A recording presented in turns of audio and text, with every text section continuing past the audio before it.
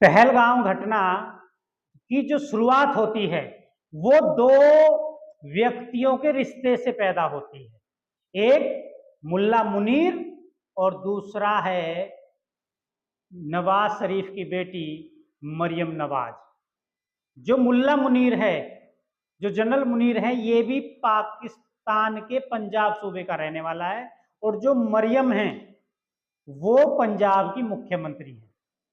और इन दोनों के बीच एक रिश्ता है और वो रिश्ता क्या कहलाता है वो आपको आने वाले वक्त में पता चलेगा। इन दोनों के बीच जो पुराना रिश्ता है उसकी बात हम नहीं कर रहे, उसकी चर्चा पाकिस्तान के अंदर लंबे अरसे से चली आ रही है। यानी कि मरियम और मुनीर के बीच कोई गहरा रिश्ता है और वो पर्दे के पीछे वाला रिश्ता है। और उस रिश्ते को निभाने के लिए, उस रिश्ते के लिए ये पहलगाम की घटना की जो साजिश है वो जिहादी मुनीर ने रची।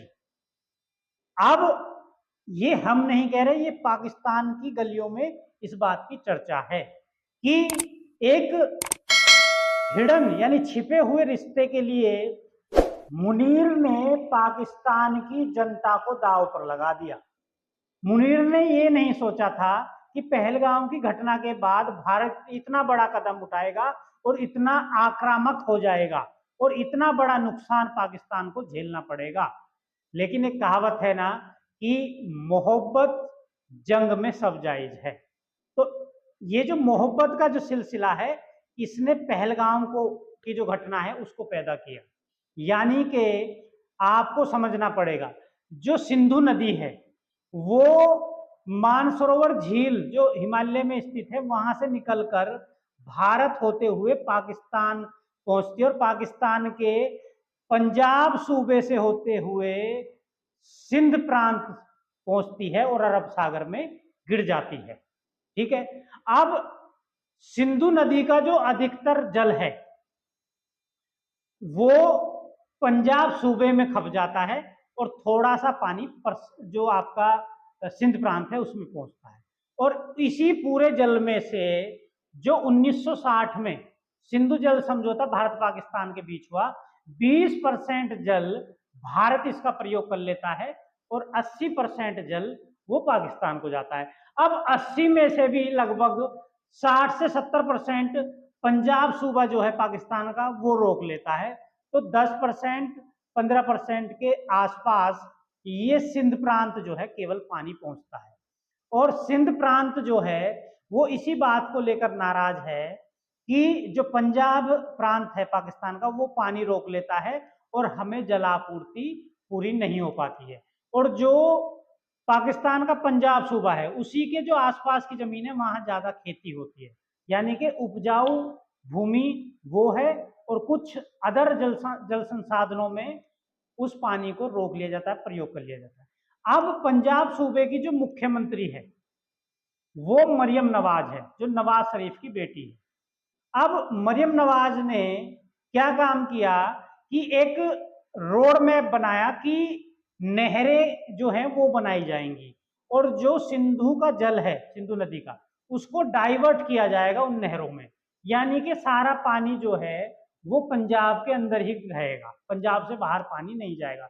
इस चीज को लेकर जो सिंध प्रांत है वहां की जो सरकार है यानी कि पाकिस्तानी पीपुल्स पार्टी जो कि भुट्टो जी की जो पार्टी है, बिलावल भुट्टो इस पार्टी के मुखिया हैं, वो इससे नाराज चल रहे हैं और उन्होंने कई बार धमकी दी कि पाकिस्तान सरकार से हम अपना समर्थन वापस ले लेंगे अगर जल रोका गया।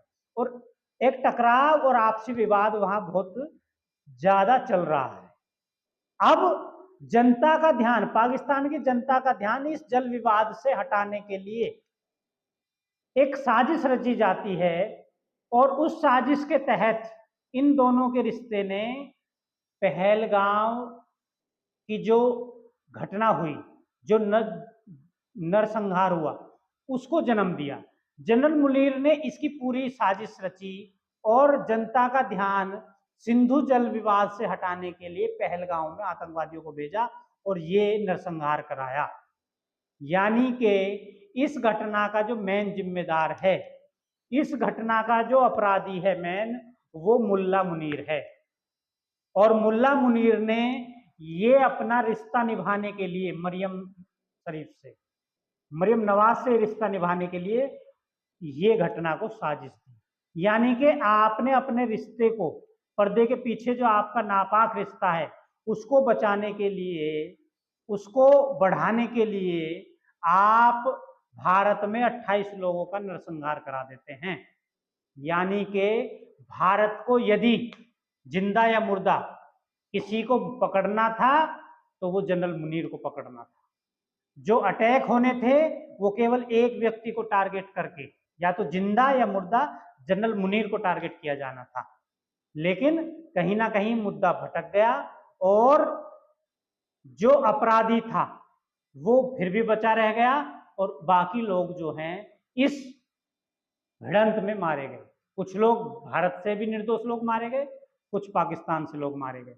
और यहां तक माना जा रहा है कि भारत के हमले का जो भनक है, भारत के हमले की भनक पाकिस्तान को पहले ही लग गई थी और जो आतंकवादी हैं उनको वहां से निकाल दिया गया था। यानी कि आतंकवादी जो हैं वो अपने ट्रेनिंग कैंप और मस्जिदों से जा चुके थे जब हमला हुआ। यानी कि इसमें खास आतंकवादी मारे नहीं गए हैं, तो सिलसिला वहीं का वहीं रह गया।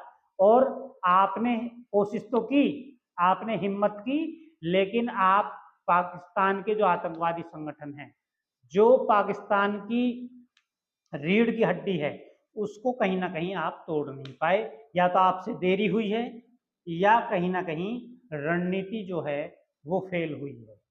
अब आके जो आपने एकदम से, कहते हैं ना, जबड़ों के बीच में पाकिस्तान था और आपने युद्ध विराम करके, सीज फायर करके उसको जबड़े से बाहर निकाल दिया। जो भारत पहले से गलती दोहराता आया है वही गलती आपने फिर दोहराई है। और आने वाले समय में भारत को ये जो आपने युद्ध विराम किया है, इसका जो है भारी कीमत चुकानी पड़ सकती है। तो ये युद्ध विराम अभी नहीं होना था, 2-3 दिन में पाकिस्तान अपने घुटने टेक देता। खैर, ये मुद्दा और है, इसकी बात अलग वीडियो में करेंगे कि युद्ध विराम होना चाहिए था या नहीं होना चाहिए था। होना चाहिए था तो इसकी घोषणा अमेरिका को नहीं करनी थी, स्वयं भारत या पाकिस्तान को मिलकर करनी थी। तो एक तो इसमें तीसरे देश का भी दखल हो गया और कहीं ना कहीं जो कश्मीर का मुद्दा है वो ऊपर उछट कर आ गया है। जो आतंकवाद का मुद्दा है वो दब गया और बाकी मुद्दे जो हैं वो दब गए। तो कहीं ना कहीं यहां पर आकर मोदी जी ने जो देश की सेना है उसको कहीं ना कहीं झुका दिया। ये डिसीजन बहुत ही गलत डिसीजन है और बड़े बड़े जो विशेषज्ञ हैं, जो पूर्व सेना अध्यक्ष हैं, वो भी इसकी निंदा कर रहे हैं। और जो विपक्ष है, कहीं ना कहीं युद्ध विराम का निर्णय लेने से पहले विपक्ष से बात करनी चाहिए थी। विपक्ष को जब आपने साथ ले लिया और आप युद्ध विराम से पहले सलाह नहीं ले रहे हैं किसी से भी, तो ये आपकी कहीं ना कहीं राजनीतिक फेलियर है। आपका पहलगांव में जो खुफिया तंत्र और सिक्योरिटी तो फेल हो ही चुकी, अब आपका राजनीतिक तंत्र भी फेल हो चुका है। यानी कि कहीं ना कहीं आपका राजनीतिक भविष्य भी दांव पर है और आपका राजनीतिक भविष्य खत्म होने वाला है, ये आप जान लीजिए। ठीक है, इससे दूसरी वीडियो में बात करेंगे। अभी हम बात कर रहे हैं केवल मरियम नवाज, उनके रिश्ते की और मुनीर के रिश्ते की। उन दोनों के रिश्ते से क्या हुआ है कि पाकिस्तान मुस्लिम लीग नवाज पार्टी की मुख्यमंत्री हैं मरियम जी, पंजाब सूबे से। तो ये पूरी जो साजिश है, ये ध्यान केंद्रित, जो सिंधु जल के ऊपर जो 2 राज्यों में लड़ाई चल रही थी, उससे ध्यान हटाने के लिए पहलगाम की घटना को अंजाम दिया गया।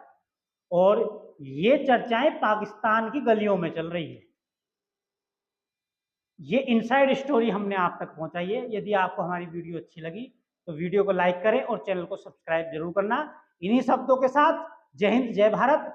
नेक्स्ट वीडियो में आपके लिए फिर एक जानकारी लेके आएंगे और ये समझौता होना चाहिए था, नहीं होना चाहिए था, होना चाहिए था तो कब होना चाहिए था और कैसे होना चाहिए था, और क्या ये युद्ध निर्णायक होते हुए भी भारत ये युद्ध हार गया है। और मैं आपको बता दूं कि आपने भारत के अंदर कहीं भी जश्न का माहौल नहीं देखा होगा, क्योंकि 90% लोग, केवल 10% अंधभक्तों को छोड़कर 90% लोग इस युद्ध विराम का जो निर्णय मोदी जी ने लिया है इससे नाराज हैं और इसकी निंदा कर रहे हैं। दूसरा, कहीं ना कहीं इसमें अभी सलाह का विषय था, सलाह लेनी चाहिए थी और उसके बाद ये युद्ध विराम होना चाहिए था। इन्हीं शब्दों के साथ जय हिंद, जय भारत।